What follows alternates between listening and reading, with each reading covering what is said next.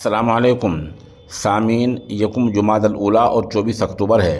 خبر کا عنوان ہے بس میں زندہ جل کر مرنے والوں کی تعداد 20 ہو گئی ہے۔ آپ کو پتہ ہی ہے کہ رات کے آخری حصے میں 3 اور 4 بجے کے درمیان میں حیدرآباد بنگلور جانے والی بس میں آندھرا علاقے میں آگ لگی تھی۔ آگ اس بنیاد پر لگی کہ بس کی ٹکر موٹر سائیکل سے ہو گئی، فوراً آگ لگ گئی۔ آگ بہت تیزی کے ساتھ پھیلی اور موقع پر اس وقت 12-13 لوگ زندہ جل گئے تھے۔ کچھ لوگ ایمرجنسی دروازہ کھول کر بھاگے، وہ جلتی ہوئی حالت میں تھے، سب کو ہسپتال میں داخل کرا دیا گیا ہے۔ بس میں 30 اور 40 کے درمیان مسافر سوار تھے۔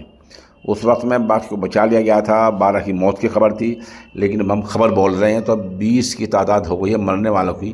خبر اور بھی اپڈیٹ ہو سکتی ہے۔ یہ حادثہ بہت اندوناک ہے جو آج آندھرا پردیش کے کرنول علاقے میں رونما ہوا ہے۔